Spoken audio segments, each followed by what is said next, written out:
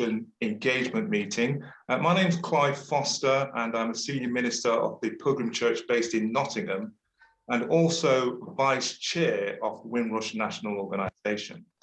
Just to say to you from the get-go that this meeting is being recorded, so please, if you don't wish to be on camera, please do take your camera off, but to let you know that this meeting will be recorded. Before I just say a few words about Zoom etiquette and the rest of the meeting, as always with these meetings, we are asking that people stay on mute, and that would be very kind. We have a classic example right on time, and please stay on mute until there is a suitable question and answer session and we can bring you in. That would be greatly appreciated. Just to say, we will start off as normal with these meetings. We would like to just invite a moment, just a word of prayer. So those of you who wish to join us in prayer will do so now. Shall we pray? Father, we just thank you for your goodness towards us, your mercy towards us. We just ask that you will continue to watch over today's proceedings. We thank you for life. We thank you for the opportunity that you've given us even today, and continue to watch over us as we look to you. In Jesus' name, amen. Amen. Amen. Just to say to you that the Windrush National Organisation is all about advocating today for a better future. We've been running these engagement meetings for a number of months now. In fact, tomorrow marks 1 year since the formation of the Windrush National Organisation. So it will be happy birthday to Windrush National Organisation. Perhaps they said you wouldn't last a few weeks or a few months, but here we are 1 year on, and we're still advocating today for a better future. We're delighted that this evening we're going to be hearing from the Home Office in terms of the latest updates, specifically around the Wendy Williams report. And also we do have a special appearance from Wendy Williams, which Bishop Desmond Jadu will be telling you more about as well. So as we mentioned earlier, please do stay on mute. This meeting is being recorded. There is the chat facility, which you can actually put your comments or questions on as well throughout the meeting. And that's available for you as well. And what we do as well, when we record these meetings, we do put them up on our website later so that they're available for the public to actually have as an ongoing tool for information as well. So without any further ado, I'm delighted to hand over to the chair of the Windrush National Organisation, Bishop Desmond Jadu, who's going to be taking us through to the next part of this meeting. Bishop Desmond. Thank you and good evening, everyone. And as Reverend Clive Foster has said, tomorrow it's a year since we launched the organisation, and you know, the fact that we've kept everything together, I think, is a feat in itself, and the progress that we're making will give ourselves a pat on the back if no one else will. But you know, we're here, and thank you for joining us this evening.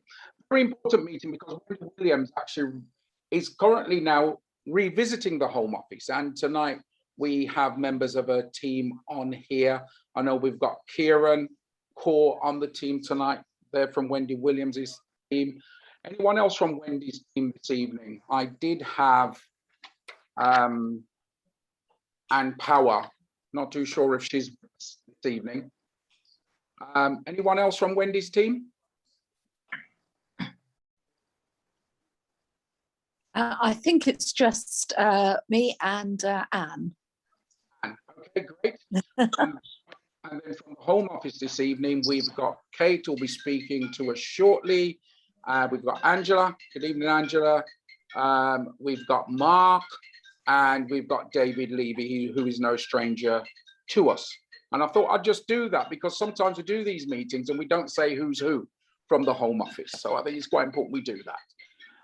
Right, the format of this evening's meeting, it's going to be quite rigid this evening because Kate will be talking to us about lessons we've learned, and the screen share's already on for that.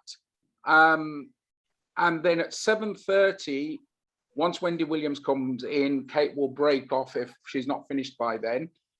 No rush, by the way, Kate, whatsoever. because Wendy Williams can only be with us for half an hour. So it's when she joins us at 7:30 and she has to go at 8 o'clock. The format that we've agreed that she will take, as some of you may be aware, if you look in the chat, there is a call for evidence that's gone out. There is a survey that is available to be done that you can participate in rather. In addition to that survey, you can also submit evidence to the email address which is in the chat as well, which Wendy will refer you to. She will be here, as I said, till 8 o'clock. She will obviously speak to the meeting, and there will be an opportunity for a short, very, very short Q&A session. And I must stress from now, they will be short questions because you will have your opportunity to communicate with her team directly. So the point is very short. So anyone, please respectfully, anyone who wants to come on and take up the time, I will be muting you. And I'll be making no apologies because it's an opportunity that we have her on this forum, and we should take full advantage of listening to what she has to say, follow what she tells us to do, and then if she doesn't do it, we hold her to account for it, because that's the way we do things. All right, so thank you very much. That's enough from me for the moment. It's 7:10, so okay, we're on time. So over to you, and whoever wants to share the screen for you, please feel free to do so. Fantastic. Thank you very much. And hello, everybody. For those of you that I haven't met previously, my name's Kate Ridley-Moy. I'm the head of the Windrush programme team in the Home Office. As you've heard from Bishop Desmond, Wendy Williams is now back in the department. It's been 18 months since her original lessons learned review. So my team has existed for 18 months. We've been taking forward Wendy's 30 recommendations, and I'm delighted I'm joined this evening by Angela, Mark and David, who are all part of the Windrush programme in the Home Office. What I was going to do to just sort of set up Wendy joining us is talk a little bit about the work that we've been doing in our team and how that is different from what Wendy and her team are going to be doing. So our team has been leading the Home Office's response to Wendy's report. So that landed with us in March of last year. We took her 30 recommendations. We've divided those out across the department. I shall endeavour as we're talking to share my screen, but I might also be a bit cheeky and send it over to David, to see if he could possibly share it for me. So that I don't get distracted by trying to do two things at the same time. The slides aren't essential, and they will be up on the Windrush National Organisation website afterwards. They're just as a kind of aid memoir to help you follow what I'm going to talk to you about. So we've taken Wendy's 30 recommendations and we've divided them up into 5 themes in the Home Office. So I think I've come and spoken about those a little bit, and I was going to talk about the program.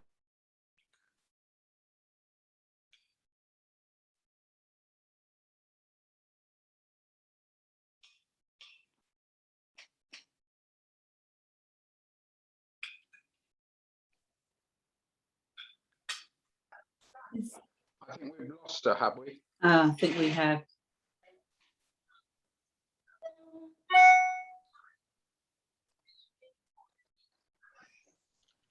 Right.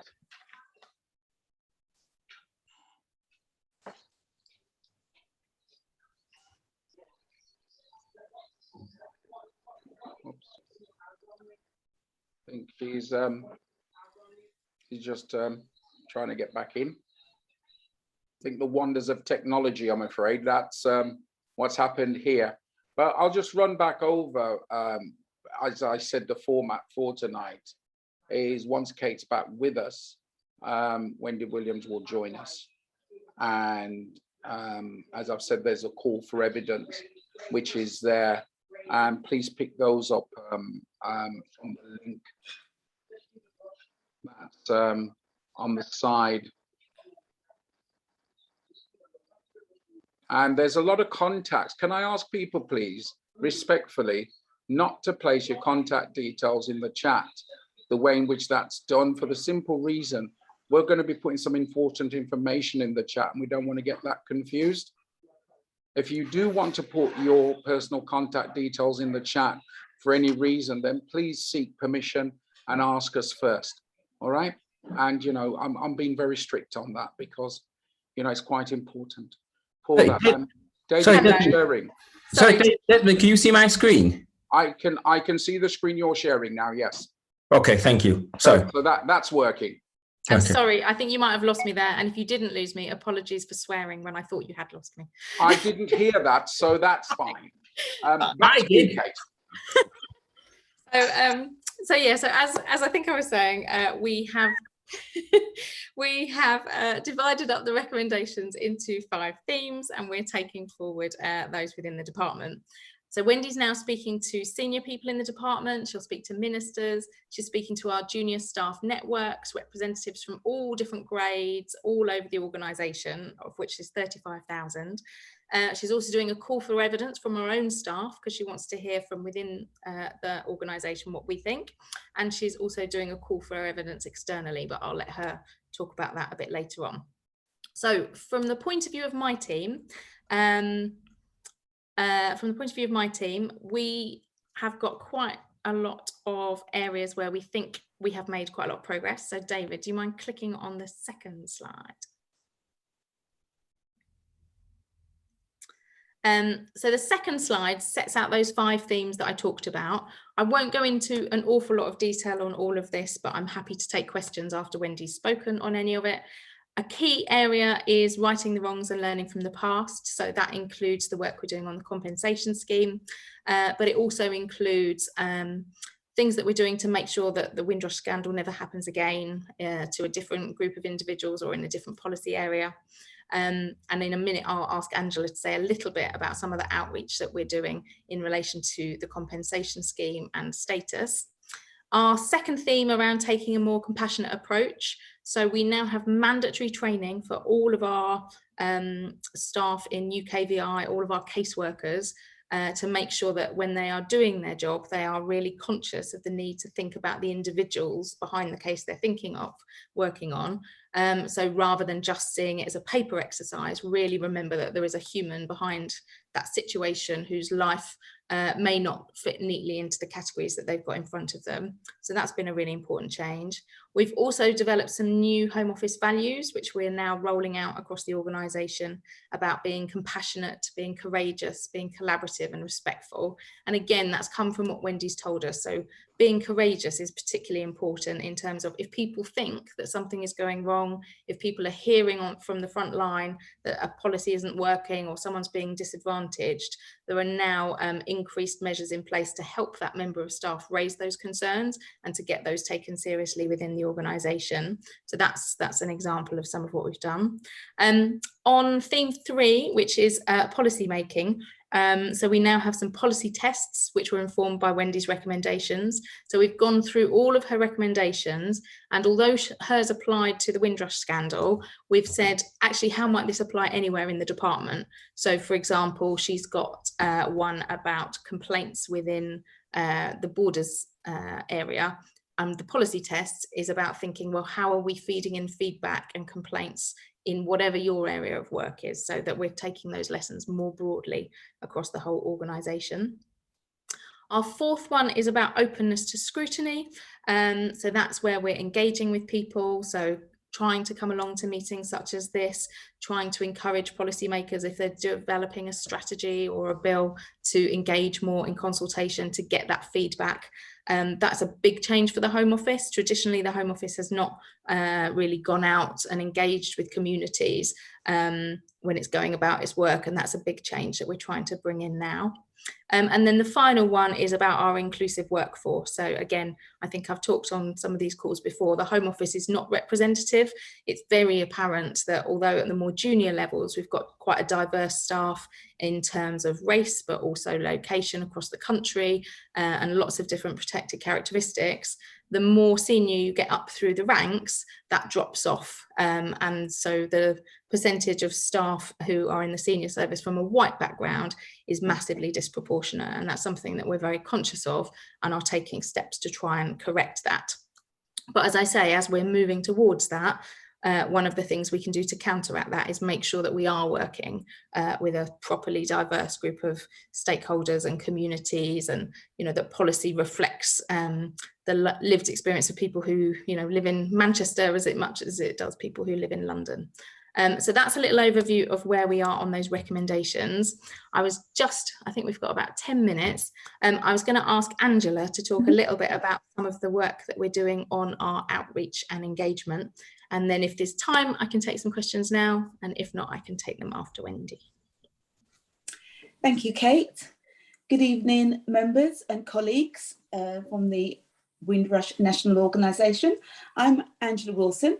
I'm head of the Windrush external engagement team rather than the internal engagement. I'm actually responsible for the external engagement on Windrush. The work being taken forward by my team addresses recommendation 4 of Wendy Williams' report, which is about making sure that we continue our outreach and engagement with external organisations, including community groups and grassroots organisations. My team also progresses recommendation 5, which is about ensuring that we go wider than the Caribbean. So all the work in my team is all about progressing recommendations, or the recommendations of the way we should work as recommended by Wendy. I've addressed and spoken to you before about our outreach, but the way I will do it now is just update you on the things we've done since we've last met. Our work is about highlighting and raising awareness about the help available under the Windrush scheme and the Windrush compensation scheme to those who may have been affected, and encourage them to apply. We've also now just entered into a new phase of work that, whilst we've always been raising awareness internally in the UK, we've actually started a phase of work now that we're actually working through the High Commissioners and the British High Commissioners to target people who actually who used to be settled in the UK, but now live overseas. So I'll go into a little more detail in a bit about what we're doing with our overseas contacts. So since we last met, we have engaged with CARICOM, which is the Caribbean Community Organisation, to provide an overview on the compensation scheme and to seek their help to raise awareness with their known contacts, both in the UK and overseas. They're a group of 20 countries joined together and member states, and their work is all about unifying the Caribbean. So we're seeking their help, and they've agreed to work with us to raise awareness about the schemes with people who now live both in the UK and overseas. Our work on recommendation 5, which goes wider than the Caribbean. We've met with Dr. Aminul Hogue, who is a lecturer at Goldsmiths University, but he was a presenter of a BBC documentary on a very British history, British Bangladeshis. So he's helping us to, and is advising us of opportunities to gain insights into the Bangladeshi communities and help us to raise awareness within those communities of the help available, again, here and overseas. Our work to address communities of Bangladesh, we've met the Deputy Chief Chair of the QED Foundation, Abdiba Malik. This organisation has a widespread connection with the Pakistani community, again here and overseas. They again are helping us to establish links and disseminate our communications materials with their networks of contacts so that we can reach the communities, which, as I say, they may be aware of Windrush, but they may not necessarily be aware that they might have been impacted and that they can indeed apply. We've been working quite a bit with the Commonwealth Commission, and we have met with the chair of the Liverpool Commonwealth Commission and overseas, who's offered again to help us on a joint programme to utilise their contacts with the Caribbean of the Caribbean community, and also other communities of the Commonwealth. And the same with the Birmingham Commonwealth Association. This group has links both in the UK and abroad, and they've agreed to work with us. And as I said that we've actually started a new phase of work to target people who used to be settled in the UK, but have now returned to living overseas, who may have a claim for either documentation or compensation if they actually have been denied that in the past. So we're actually working again through the High Commissioners. We're actually seeking their help through the High Commissioners in the UK, in London, to help raise awareness through their community contacts. And overseas, we're actually working through the UK VI officials and government officials and High Commissioners who are overseas, seeking their support to cascade our materials and our information and actually raise awareness with what other community organisations that are overseas that have contacts with people who may be eligible to apply. It's something that Wendy recommended, that we should look into those who have returned to the overseas. So that is a huge phase of work that we're pushing forward now. We have actually set up and established sessions we've already met and spoken to staff in Nigeria and Ghana, and they're arranging further sessions with us to arrange arrangements over there. And we've also held calls with South Asia, Pakistan, India, Bangladesh, and Sri Lanka. Same thing, they've actually agreed to work with us and set up sessions to raise awareness of the help available. And finally, we've also got a call set up with the Ghanaian High Commissioner, and they're interested again in hosting a session with us. So we really are going full throttle on our phase of work to identify and raise awareness with people who may be overseas. But I raise all this to actually also say, we'll be happy to work with you. We were actually happy to interested to hear from you if you wanted to host an event or a session to raise awareness with the communities that you're aware of, who you may still be uncharted territory, you're still yet to know about the help that's available. So do please get in touch with myself and my team, either David, myself, even Kate, to let us know, hear your proposals and what you're saying. We have a very limited and small pool of money, which we actually have for our engagement work, which we're happy to utilize to fund something, to fund a session or some work. So I'm just letting you know that please come to us with your proposals. The community fund was set up for that very same purpose. But as you know, the date of the community fund has passed and that's closed now. So we're happy to just actually consider your proposals, not making any commitments to what we can or can't fund, but we'll be happy to look at your proposals and actually see if there's any way that we can help fund something. If you actually do have an engagement event that you would like to take forward, we'd be happy to hear it and see what I would be interested in, because as I say, it isn't a carte blanche, we can't fund everything, but if it's something innovative, something different, a different approach to what government ourselves wouldn't be able to do, and if you feel you're actually reaching a community that we haven't yet touched or we haven't yet met, that is the actual proposals that we'd be interested in hearing about, something innovative, different, new. As that's the same approach to the community fund, that's what we would be happy to hear about. Not saying, as I say, it's a huge amount of money, but we're happy to consider spending some of our engagement funding to work with organisations such as yourself and take them forward. So please do get in touch. So in a nutshell, Kate, that is my update on engagement. And again, like Kate, happy to take any questions. Great, thank you ever so much, Angela. So hopefully that is a bit of a whistle-stop tour as we prepare for Wendy's arrival of the work that we're doing in the Home Office. As I say, my team in the Windrush programme are quite separate to Wendy's. So our focus has been on getting the Home Office to implement the 30 recommendations, to look at where we can take Wendy's lessons and go even further. We're starting to think about what is our Windrush legacy. So by Christmas, we should have closed hopefully around half of the recommendations that Wendy set us. But we've got quite a lot of momentum in the organisation at the moment and quite a lot of commitment to changing and improving. I think not just at senior levels, but across the organisation. We had, I think, 7,000 staff turned up recently for one of our transformation change events to hear about Wendy's return. She came and addressed Home Office staff. So people are really committed to making the Home Office a different and a better organisation. So we're starting to think now about other projects that we can do, other directions that we can take this in. And so, you know, keen to hear from yourselves, but also keen to stay in touch and keep you updated.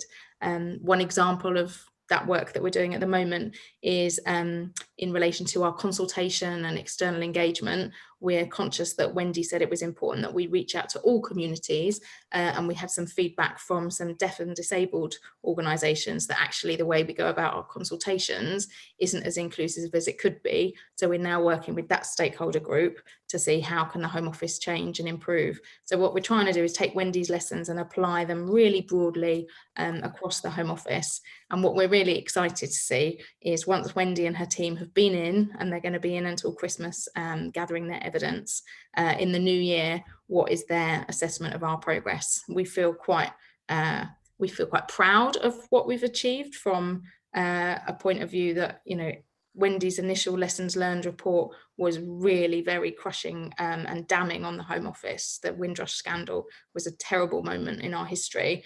And so to have taken that and to have tried to turn that into positive change is something that we feel quite proud of. But we recognise we have an awful lot further to go. So there is still a lot more to do in terms of rolling out the improvements to the compensation scheme, and my thanks to those of you on the call who've helped feed into revising the application form, increasing the payment amounts, introducing preliminary payments. But you know, we're not complacent that we've got there yet. So that's our mission over the next sort of 6 months, is to finish the work that we've started on the Windrush Lessons Learned review, but then to take those lessons and that legacy and roll that out across the Home Office and more broadly. So that is it from us. Happy to have questions. We've got a couple of hands up. Jackie Burnett first. Yeah, Kate and Angela, thank you for your update. Angela, with regards to the bit of the overseas, you've said that you're interested to work with people, and I see my brothers and sisters have put expression of interest, but you also qualified the help to saying that you ain't got a lot of money. So given the experience we've had in the past, can I ask you to come next time, sorry Desmond and that, and spell out what is the help? Because I would like to know, number one, would you enter into a non-disclosure agreement with my brothers and sisters, and they sharing their idea, and in the end they don't see it, that the Home Office is going to deliver because you say that you're broke. So that's the sort of clarity we need in order to build the trust. So I need to know about NDAs. So if my brothers and sisters across the country came to you, would you do that? And also budget cycle. It's October and there's a spending review. Yeah, so by next month, we should know the spending review, and then you can come. So brothers and sisters, please don't rush yet. Yeah, so that the Home Office come back quite clearly and manages people's expectation financially, what they can get from you. And if you can't do it, then do a community fund that is appropriate with the overseas, but please come back next time. Thank you. So I hope that helps. Yeah. Yes, You can respond now, Angela, if you want, or you can come back next month, but I don't want everybody rushing you. Then there's some issue later on. Yeah.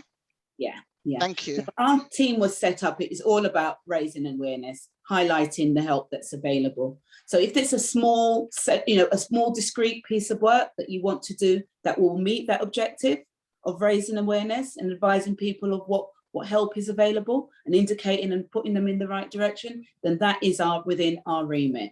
Anything wider may not be, but anything that actually meets the remit of what Wendy Williams asked, which is that we continue to raise awareness with communities, not just the Caribbean, but other wider countries of the Commonwealth, then that is something we would be looking to fund. As I say, the community fund is for that purpose, but accepting and acknowledging that ship has sailed, the closing date is long since passed.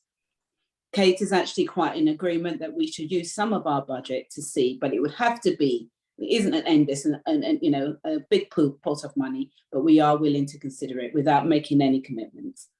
So therefore there needs to be a process, because some people are going to get upset and that's what I'm saying. Can you come back and spell it out clearly what it is, because it's a bit generic right now, so we manage his expectation, and therefore, because everything always gets oversubscribed, like the community fund. And then what's going to be in the negotiation, because I don't want to be hearing anything. Somebody later on said they came with an idea, the Home Office said they didn't have any money, but they're doing it themselves, and that was my idea that came out of my head. Please. Thank you. I really want to manage expectations. I don't want to, as you say, disappoint people, because we've actually got inundated with applications, but it's also fair to say that where we are willing to consider, look outside the box of the community fund and see what we can fund. And that's what we're willing to do. So happy to provide more details in regards to that. Thanks for that. Simeon Green. Oh, yes, thank you, Bishop Desmond.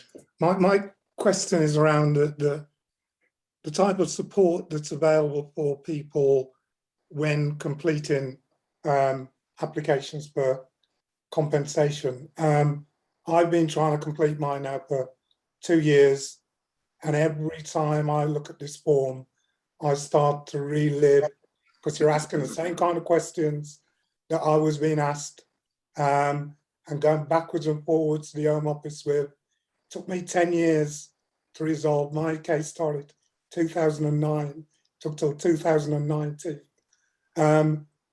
With all kinds of horror stories in amongst that, losing my job, etc. I don't want to go through all of that. But every time I look at that form, I spend 2 minutes and it just brings it all back and I have to walk away from it. What help is available for people with this?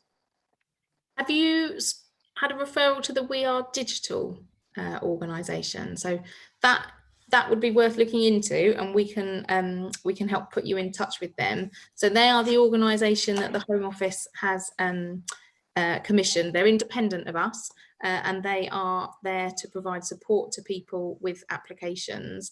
So they would do that with you. It's not a time limited amount. It's not like you'd be allocated an hour and a half and, you know, once you've used it up, that's it. They will work quite intensively with people on to support them with and help them with an application. So we could definitely put you in touch. I would recommend that as a first point. Hey, can I say? Sorry, if I can just say, I'm well and capable of completing a form. I've helped other people with their applications. It's just that it's so triggering. It starts to bring back all the kind of depression, anxiety, suicidal thoughts, and all those kind of things I lived through. Simeon. 10 years. Simeon. Yes. What I'm going to do, I will speak to the bishop, and I will get the bishop, if it's okay, to send you my phone number. Are you around tomorrow? Tomorrow morning? Yeah. Yeah.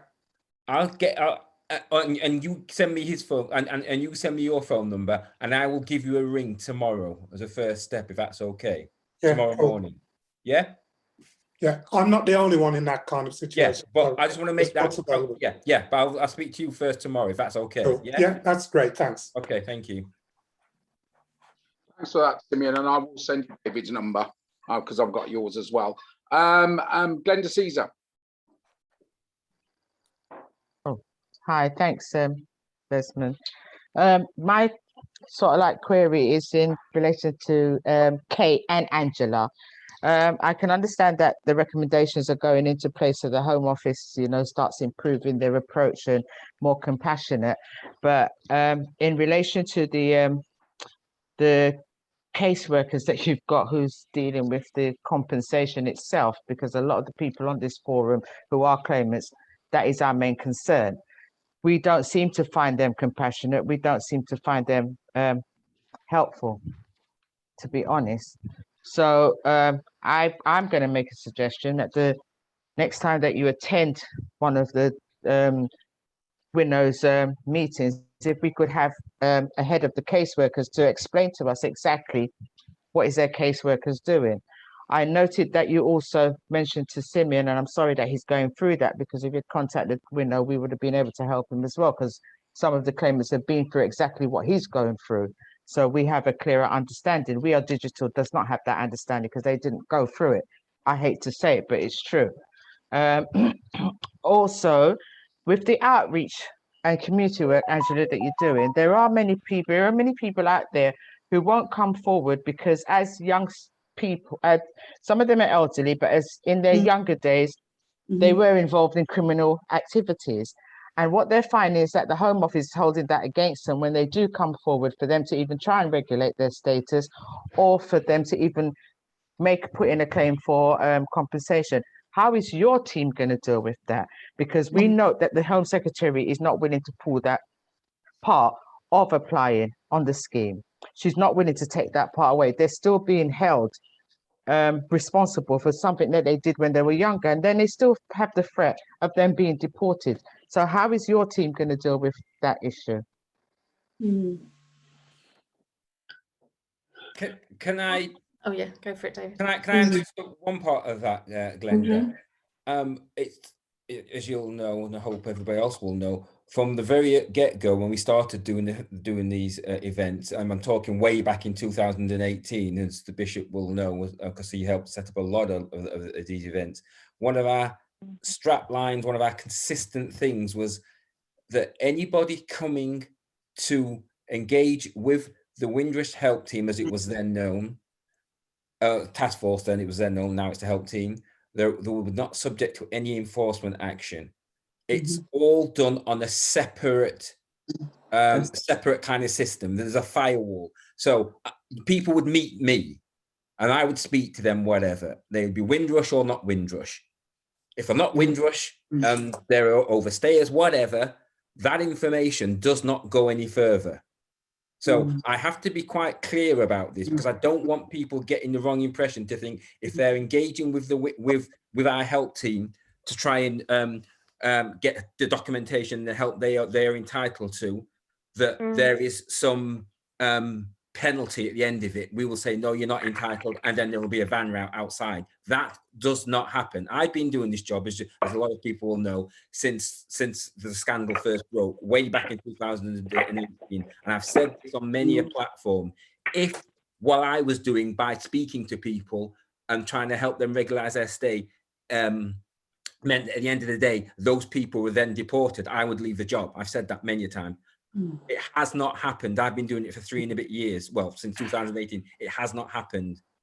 So I just want to give that reassurance. So I can understand that, David. Sorry to interrupt you, but what has happened is that caseworkers, which the Home Office has access to everything, and some people who have put in claim have had problems, with the law, and caseworkers would bring that up, whereas that shouldn't even be brought up. If you're a Windrush person, the Home Office has already said you are legal to be here. So for a caseworker to go into a claim and look at that and draw that up and say, we're not sure whether you will be able to get it because you have still got this, or you've got a fine and you're due to go to court. This is the part we need to be taken out, because then we will not have the claimants coming forward and they will have that threat. So perhaps your outreach team, I don't know how you're going to do it, but it's something that you may have to discuss with the Home Secretary. Say, listen, you've got to take that out, because these people have the right to be here, whether they committed a crime or not. Nothing serious. I'm not saying anything serious, but whether they did or not, they were legal in this country. In the UK, not this country, in the UK. So I don't know how your outreach team is going to deal with that, but that is something that I think is a stepping stone that you need to deal with. I'm sorry, I'm done. Can I just intervene here quickly? I think that's something, as you probably know as well, I've been dealing with a few people who have this whole issue of good behaviour, and this conversation has been going on for quite some time now, and it's something I think we're going to just have to take up. It keeps rearing its head, and I've had about 3 compensation claims this week which have come through where criminality has played a part. I know there's a couple now which have been referred to chambers as well for further action, but I do believe that there is a level of inequality here, because clearly the Windrush scandal is not as the same thing as claiming criminal injuries compensation.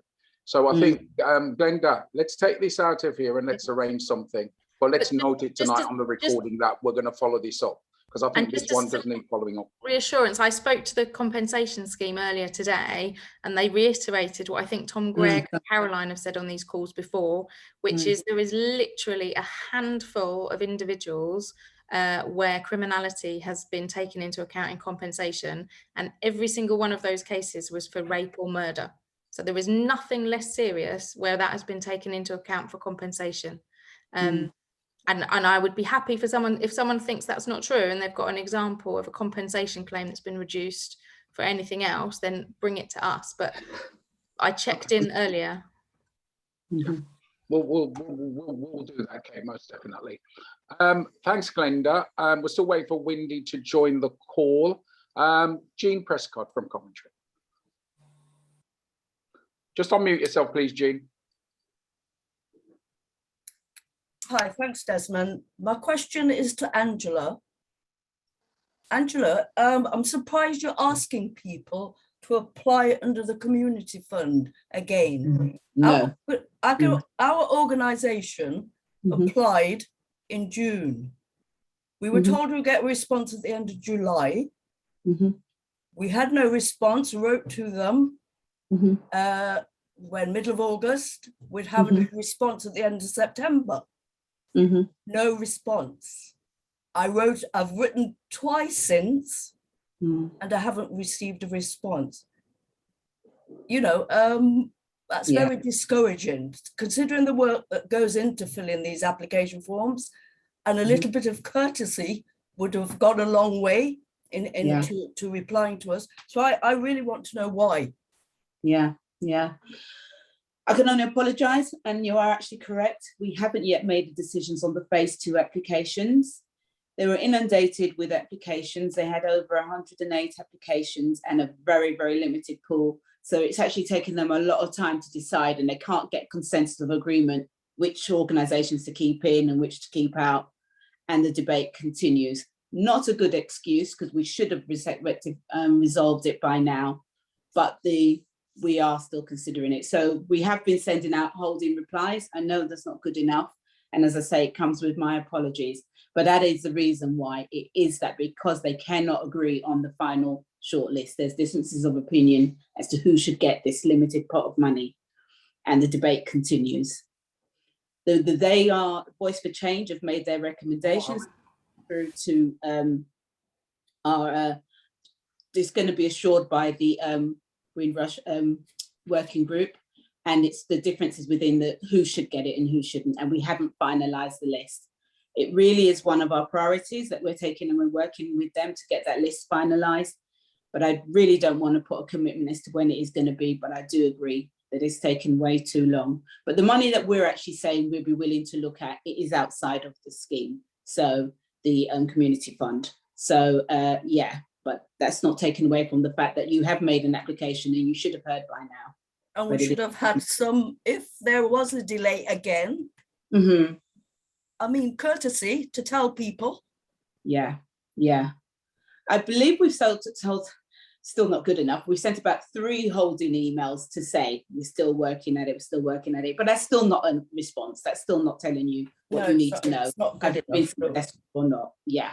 But just to come back on the first part of the question, so I think what Angela's talking about the outreach and engagement is quite different to the sort of projects that would be funded by the community fund. So the community fund is for some sort of quite substantial projects that would run for a period of time. What we're talking about is more the kind of events that we've run with some of you who were on the call before.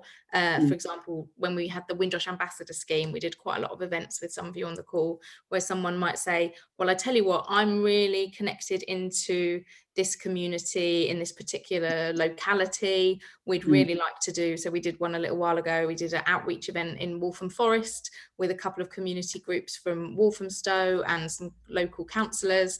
And so we ran an outreach event there, which obviously we organised and would be happy to pay for if it's hopefully now a physical event, whereas obviously we're restricted to doing things online. So that's the sort of scale that we're talking. So if there's a particular community and you think, actually, I'd really, you know, maybe some of our team could come along to a community event or a community venue and do an outreach event of some sort, then please let us know, because we're keen.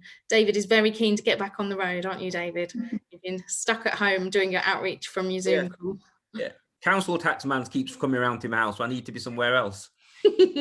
So yeah, so if you've got ideas or you've got suggestions for a location or a community group, please let us know, because we'd like to resurrect that again. But obviously, if we're coming to you and we're holding an event, we wouldn't expect you to incur costs for that.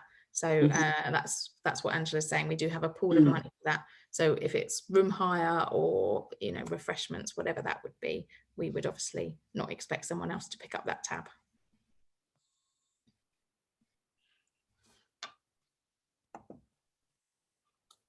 Sorry, was that a bit of a conversation? Bishop, I think you're on mute. Yeah. Yeah. That'll be pleasing to some.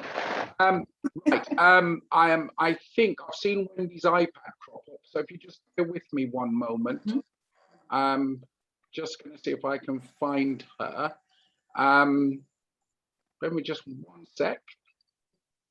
So I'm look through. Charlie Clive, can you spot her? I did just. I did see that as well, Bishop. So I'll just, if we just go to the participants, Yes. I thought you'd let her in actually, so I haven't. Here, I can see her on page 2 of my screen. On page 2. Oh yes, evening Wendy and welcome.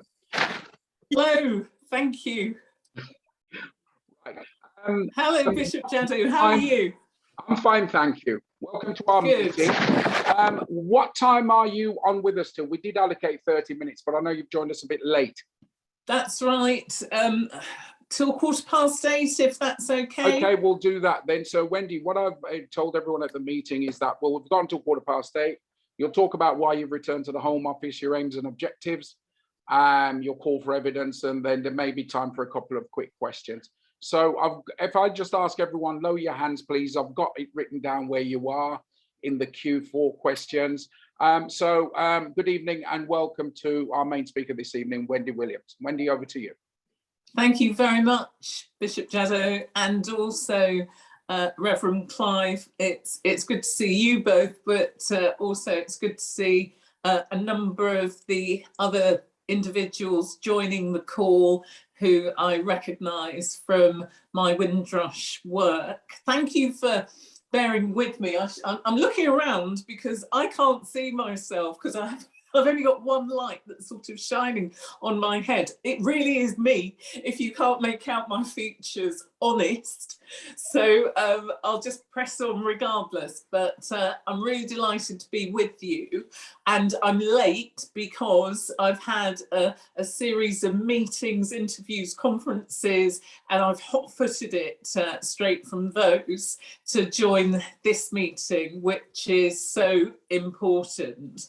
I wanted, as the bishops indicated, just to talk about what I'm doing and how I hope that this group can help me, because as you know, my report was published in March of last year. The Home Secretary announced in July that she accepted all 30 of the recommendations. In September of last year, the Home Office published its improvement plan. And then on, I think it was the 29th of September, so last month, the Home Secretary announced that she'd invited me back to carry out a revisit to assess the progress that the Home Office has made in terms of implementing its improvement plan. And I'm particularly delighted to be joining you today because today coincides with the launch of my call for evidence. And as you all will know, I made 30 recommendations to hopefully avoid something like this happening again. And that's why I was particularly pleased that the Home Secretary agreed to implement all of my recommendations. So here we are, 18 months on, and I've returned to the department to assess independently the progress that the department is making. And there are 3 facets to what I'm going to be doing. The first thing is that I will be assessing the adequacy of the plan, the improvement plan, in relation to implementing my recommendations. The second is that I'm going to be assessing the action that's been taken and the extent to which my recommendations have been implemented. But the third, and I think this is the most important aspect, is the so what, if I can put it that way. The extent to which the action that's been taken by the Home Office has resulted in improvements, whether in terms of the cultural or systemic aspects that my review highlighted, or in terms of the department's own commitment in its improvement plan, which was not just to implement the letter of the recommendations, but also to implement the spirit of the recommendations so that they could demonstrate that things had changed and changed for the better. So I've issued the call for evidence. And what I would like is your responses, but I'd also be grateful if you would use the networks that you have to publicise my call for evidence, because I'd like as much information as possible to be provided to myself and to the team, so that we can assess how well the department has done. And the call for evidence is going to run for a month, so it will run until the 21st of November, and we're offering different ways for you and your networks, and indeed the wider community, to have your say. First, you can contribute to your views in writing, so if there are particular written submissions that you'd like to provide, then please do. But in order to make the call for evidence as accessible as possible, there is a second half to it, which is a form of questionnaire with set questions, and it's up to the respondents as to whether they complete both elements or whether they complete one or the other, because I recognise that some people do find it easier simply to say yes or no, and to provide brief reasons in answer to specific questions, whereas others might want to provide more detailed information. So that's what I'm asking people to do. And if I can ask that you make sure that you provide as much information as you can. And in terms of the way that I'm proposing to carry out the revisit, I've said that I've carried out a number of interviews. I will be seeking to interview some of you on a one-to-one basis, and I understand that certainly a couple of you I've already commandeered to meet with you very shortly. I will also be holding a small number of events, and they will be a combination of in-person events, but also virtual events. And I think that that's important because of the pandemic. As we're seeing, the number of cases is rising steadily and quite significantly. So the team and I are keeping a watchful eye on that. And if it is that we have to alter the balance and perhaps revert to more virtual events, then we will do so. I'll also be engaging with some of you to get your input as to the planning of certain events. I can remember a couple of events in particular where the Bishop assisted, and also the Reverend assisted, and I think at a couple of those there was standing room only. So who knows what sort of response we'll get this time around, but your input would be gratefully accepted. So that's what I'm planning to do and how I'm planning to do it. In terms of the timescale, this is a revisit, it's not Windrush 2, so it is a much more scaled back and targeted and focused piece of work. And so we are hoping to complete the field work by the end of the calendar year, with a view to the report being published in March of 2022. So those are the timescales. That's how I'm hoping to carry out the work. And as I mentioned at the beginning, your assistance will be gratefully received. So that's, I think, all that I'd want you to know about, but I haven't told you how to respond. The call for evidence is available on gov.uk, and so please do look it up, as is the team's email address, so that we can go through any responses. So I think that's everything, and if I've missed anything, I'm sure that my colleagues will let me know, but I will pause at that stage, and I'm quite happy to take a few questions if anyone's got those. Okay, thank you very much, Wendy, for that. And just to let everyone know, in the chat. We put the link for the survey, and also as well the email address as well for you to submit evidence, which begins with You're breaking up there. which begins with WLLR. So therefore, any questions for Wendy, please? Just raise your hands.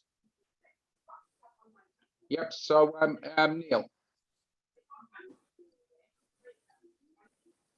Good evening, Wendy. Hi everyone. My question to Wendy and the panel this evening is, if in Wendy's return assessment, if she is aware and has picked up any information on how the Home Office does not consistently determine strong ties when it is the High Commission's and Home Office that has restricted re-entry to establish stronger ties. Is there any information on how this is looked into and how accountability is ascertained by the Home Office? Thank you. Thank you, Neil. In answer to your question, we're still going through the information.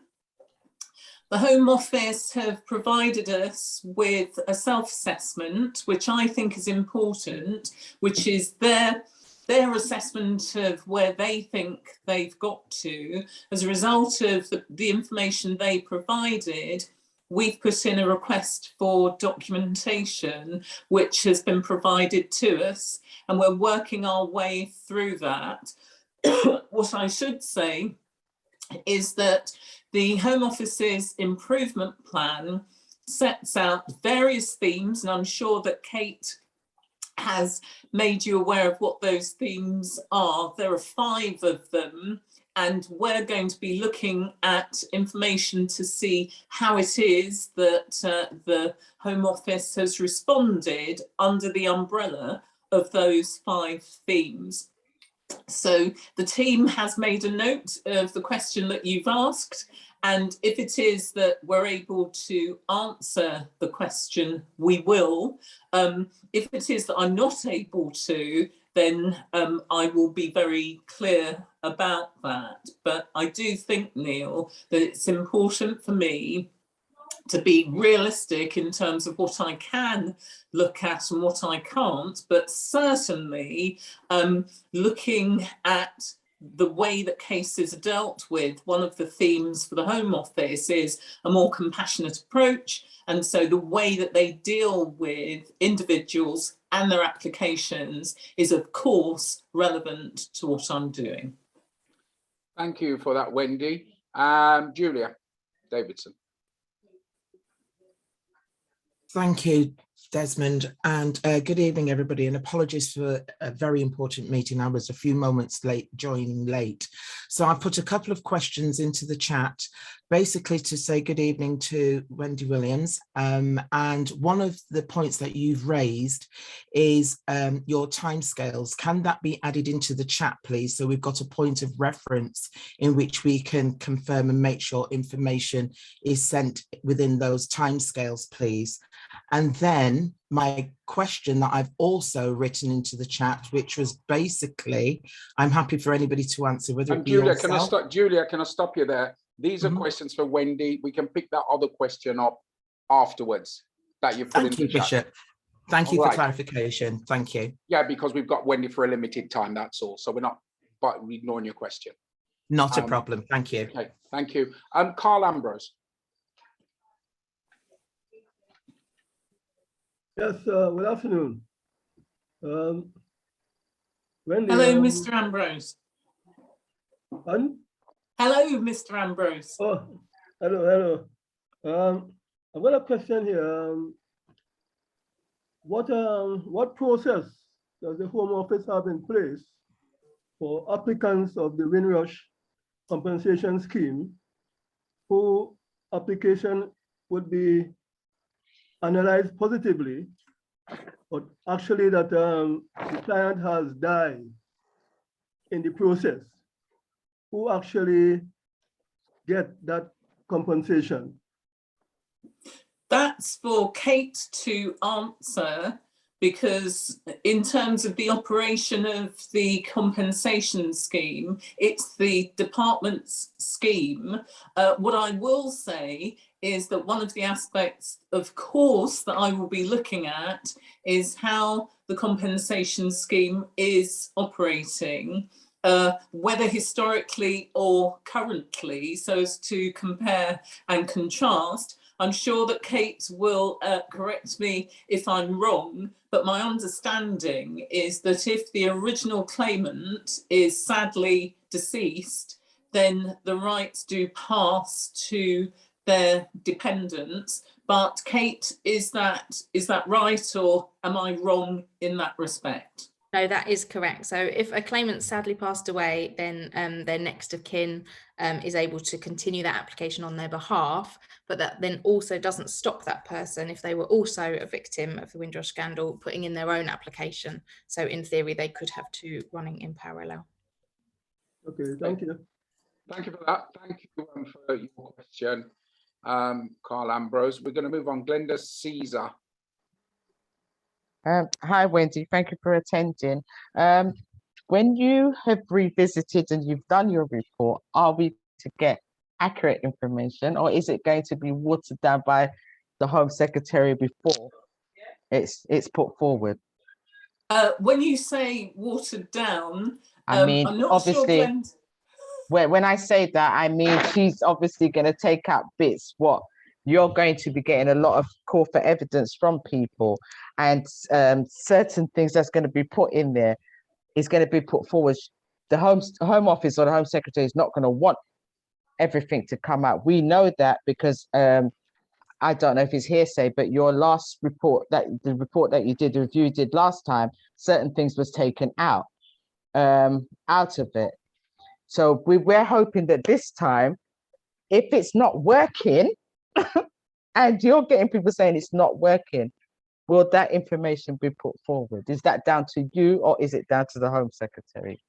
Well, the first thing, Glenda, is that nothing was taken out of my report. It was my report. If things had been taken out of my report, it wouldn't have been my report, and it wouldn't have been published with my name attached to it. So it's mine. I own it, and yes, there are different people who have different views about some of my findings, and I fully respect that, but they are my findings, they're nobody else's findings. So in the same spirit, I'm approaching the revisit in the same way. It will be my findings, it will be my report, and it won't be that things will be taken out. And if that is the case, well, that's not my report. So I certainly would not be putting my name to it. Okay, thank you. And just to add to that, there's very clear dates and information on Wendy's terms of reference, which are published on gov.uk, about the very tiny time frame between Wendy supplying her report to the Home Office and the Home Secretary and that being published. The same last time round, I think it was provided one day and it was published the following day. Right, we've got two final questions for Wendy, because I'm mindful of the time she's got. So we've got Richard Black, first of all, and then Herman Irish. So Richard, good afternoon, isn't it? Yes, good afternoon, Bishop. And I just want to say thank you very much to Mrs. Williams for her effort in trying to save our community. From in Trinidad, I really appreciate your efforts, ma'am. But a question to you, a very serious question. If you were walking down Goulburn Road, that's in West London, and you were mugged and attacked and brutally savaged, and as a result of that savagery, you lost all your income, you lost your where you're living, would you like the perpetrator of that act to be deciding how much compensation that you should receive? Oh, that's a tough one, Mr. Black. What I would say, though, is that the flip side of the situation that you pose is that if somebody else is responsible for the scheme, then the Home Office isn't being held to account. And so I can see both arguments. What's important is, how is the scheme operating? Is the scheme operating effectively? And are people receiving the compensation that they are due? Because one of the points that I made very clear at the time of my report's publication was that the true test as to the effectiveness and also the legitimacy of the apology that was given was that there would be restitution and there would be action. So those are aspects that I will be looking at in terms of assessing how effectively the department has implemented its improvement plan. But I do recognise that there are strong feelings and that there are some people who feel, no, it shouldn't go anywhere near the Home Office. There are others who hold a different view. Because, ma'am, I understand what you're saying and I agree with what you're saying, but when I look at this stage here, all I'm saying is perpetrators from the Home Office, right? And they basically come and they try to give you a Nancy story, try to sugarcoat everything, whereas in reality, right, they're taking advantage. I've been stuck in the Caribbean now for 38 years, going on 39. I was due back to come in July or sometime this year, but they want me to come over without my wife. They don't want to give her a visa. How can that be correct? And they want to take your report seriously. As I say, how can that be? How can that be, man? How can that be?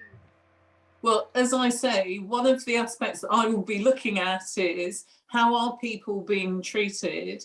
How are their applications being treated?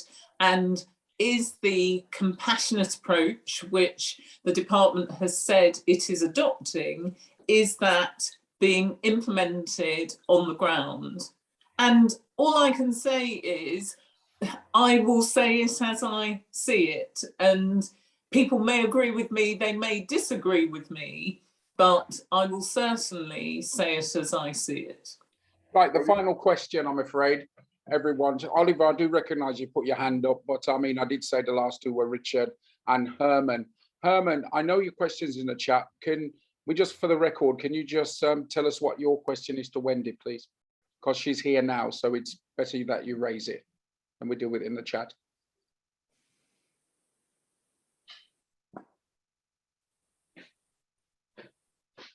Herman Irish?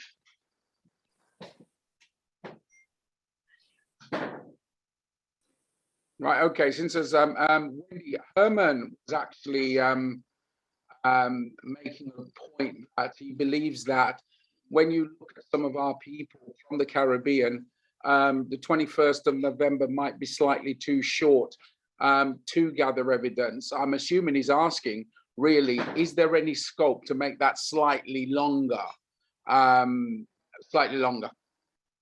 I think that because the team that I have them for a finite period of time, because the timescales are tight, we really have to work to that cutoff point.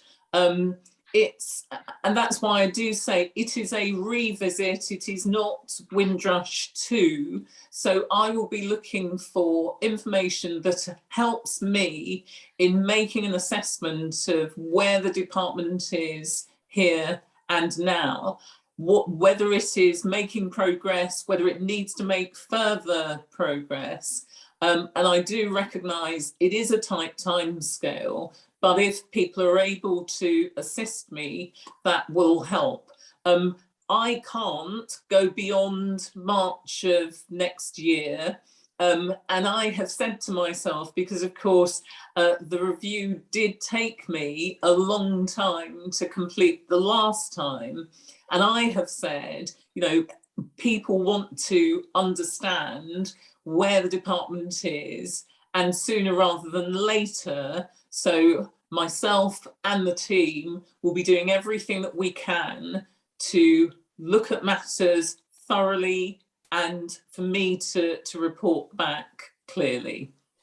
Wendy, I've got one quick question here in the chat from Yasin. I'm trying to find it actually. just lost it. And basically, in a nutshell, she's saying that she's put in a claim for compensation. It's gone through tier 1, it's going through tier 2. Here we go. I have had a compensation claim for 3 years fighting after the first being refused, albeit disproportionate on appeal. Can you tell me how long I need to wait for compensation tier 1 review to complete?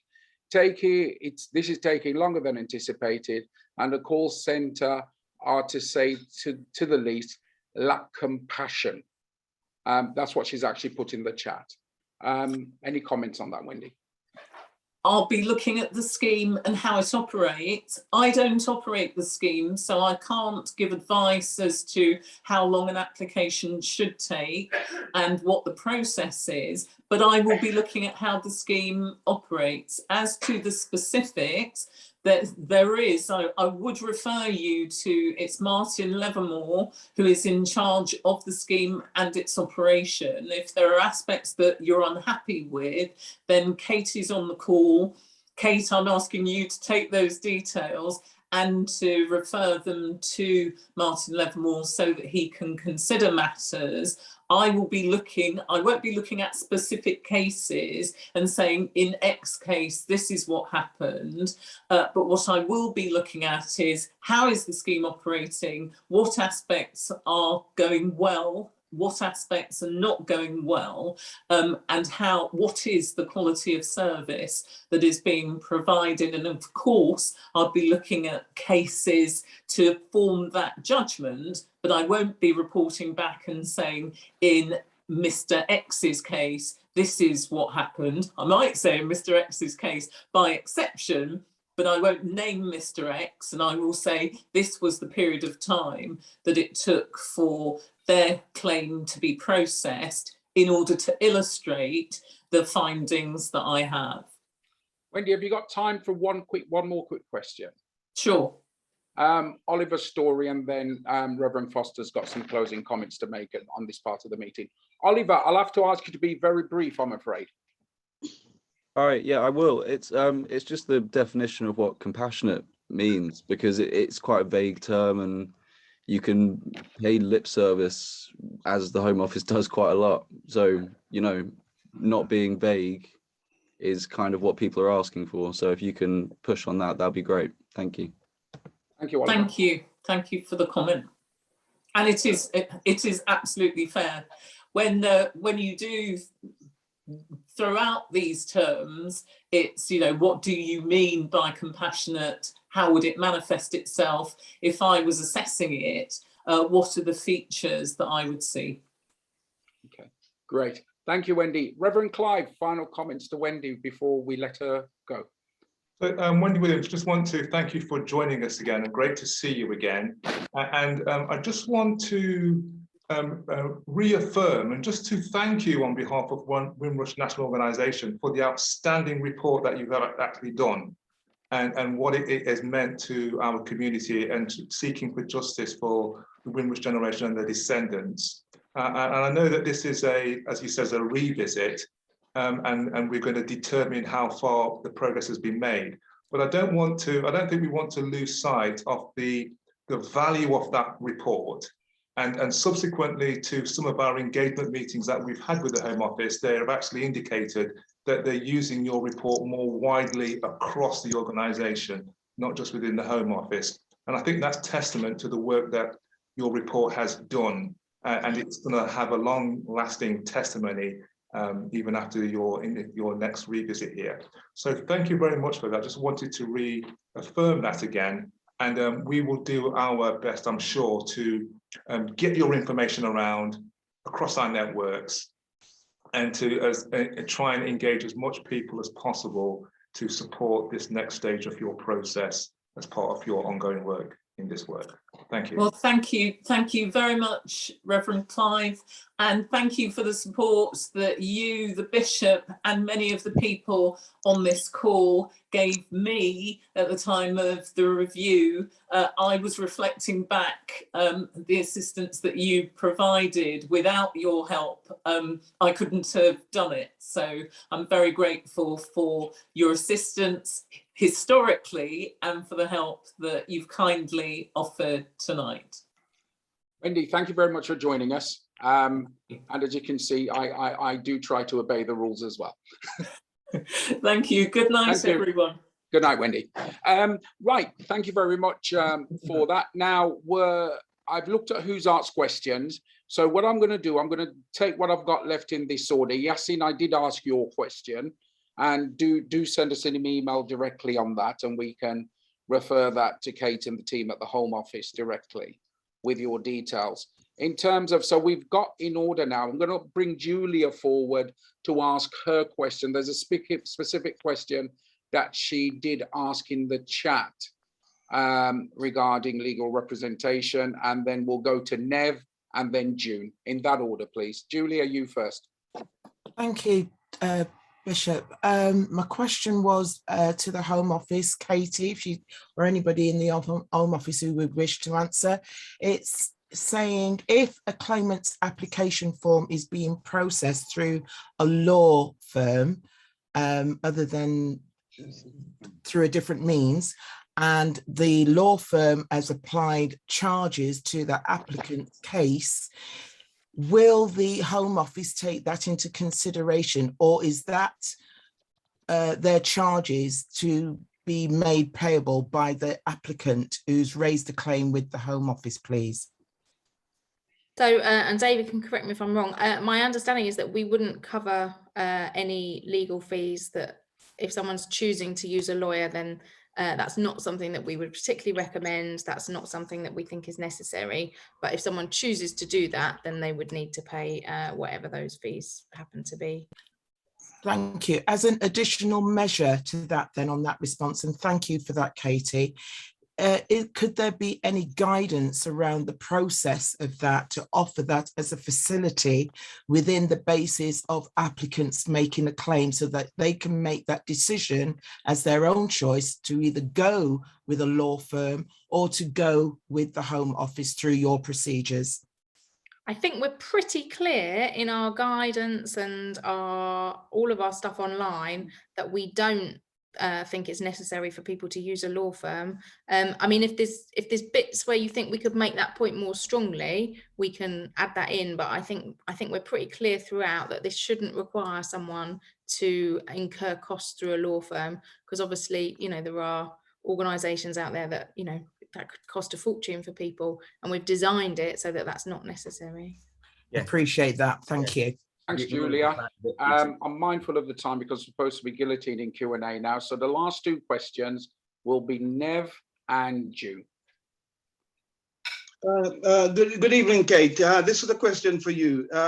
You mentioned earlier that things are being done to ensure that the Windrush scandal doesn't happen again. Does these things include what I consider to be should be the abandonment of these flights of deportees that keep popping up from time to time? No. So as it regards people of the Windrush generation. Mm-hmm. So I guess there's two things to make there.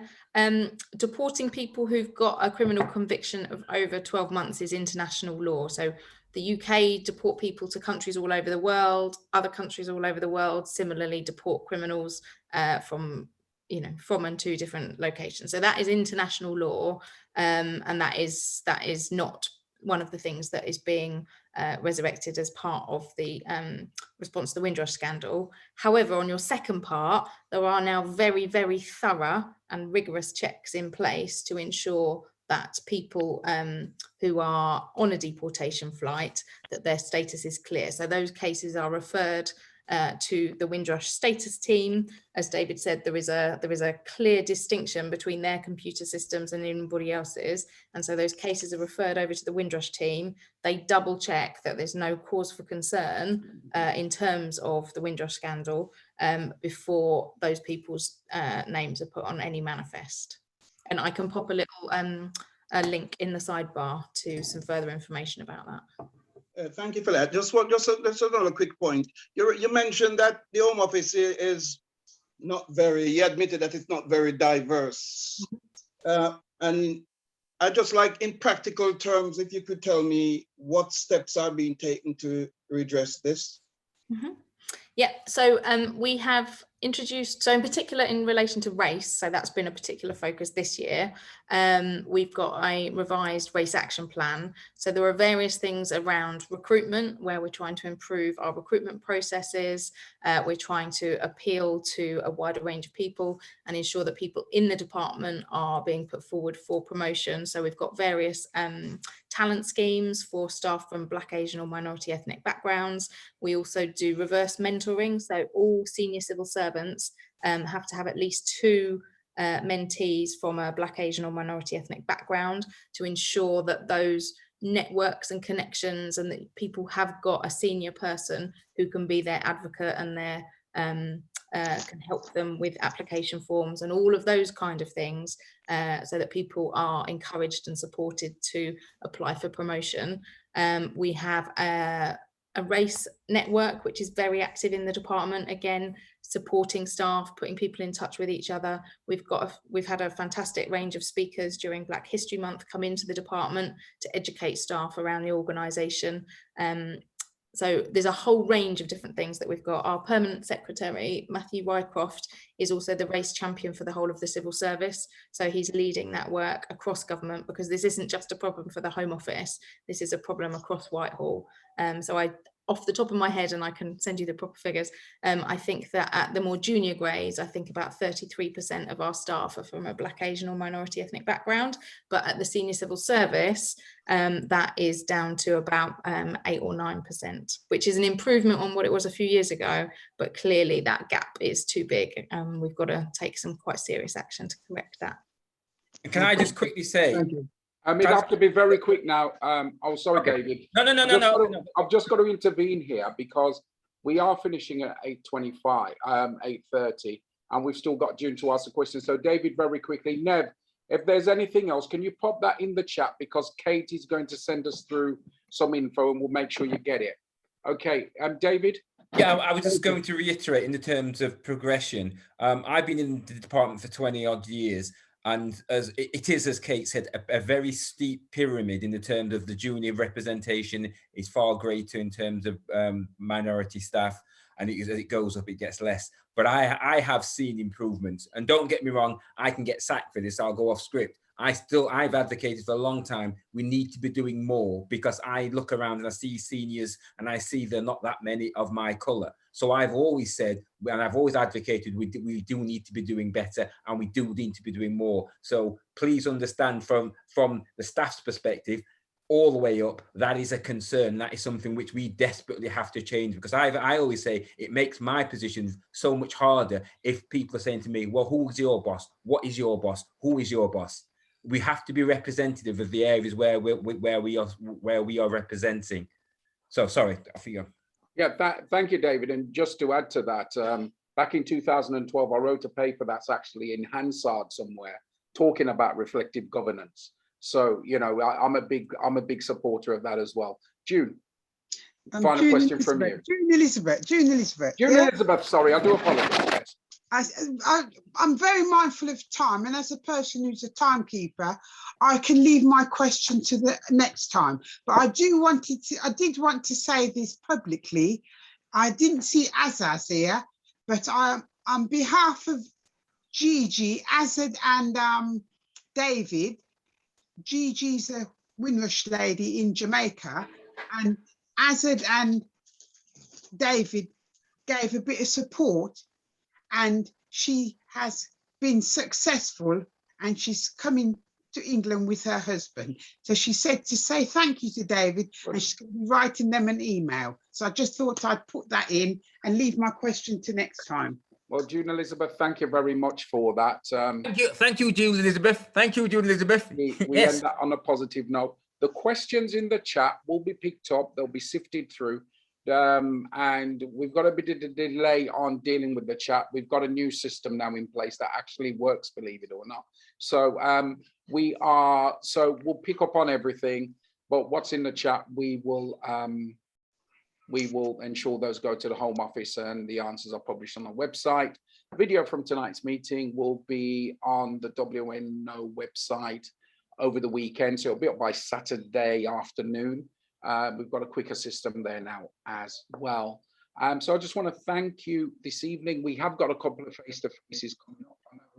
We're working with an organisation in Leeds for the 9th of November. So if you know anyone in Leeds, I think it's the Church of God of Prophecy at 6:30 in Chapeltown. So that's in Leeds. We'll be up, some of us will be going to support that organisation in Leeds on that day. It's a Tuesday evening. And as I've said, it's Church of God of Prophecy in Chapeltown in Leeds. I know Reverend Clive's got an event online, I think it is, on the 27th of October. So do follow our Twitter and our Facebook. All of these will be on there. We're looking at a much larger event, potentially towards the end of November. Please look out on our Facebook and Twitter pages for that as well. Can't say much more about it, but I'm hoping by the end of next week we can. We're just dotting a few I's and crossing a few T's on that one. So on that note, I'd like to thank you very much for joining us this evening and hand you back to Reverend Clive, who's going to close the meeting for us. Thank you. Thank you very much, Bishop Desmond, and thank you to everyone who's joined this meeting today. And I know that some of you have made great sacrifices to be here, so we really appreciate that. And we hope that you found it helpful to progress the ongoing justice for the Windrush generation and the descendants. Just want to obviously again say thank you to our Home Office staff who have come along again tonight, and also we also make great thanks to Wendy Williams, and all the information, as Bishop Desmond has said, is in the chat to progress that as well. And we're going to end at how we begin. So we just, for those of you who can join us at this moment, we're just going to have a word of prayer and then we'll close the meeting. Shall we pray? Father, we just thank you once again in the name of your Son Jesus for your goodness towards us. We just ask that you'll continue to watch over us, Lord. Let your will be done. We pray for your justice, your mercy, and your love to prevail. And we now look to you in all things, and we thank you that you have kept us even during a time such as this. Continue to be with us, and we give you thanks, and we honor you. For we ask it in Jesus' name. Amen. Amen. So good night, everyone. Thank you very much, Reverend Clive. Thank you, Kate, Angela, David, Kieran. Most of all, thank you for joining everyone for joining us this evening. And God bless you all. And we'll see you next month. Thank you.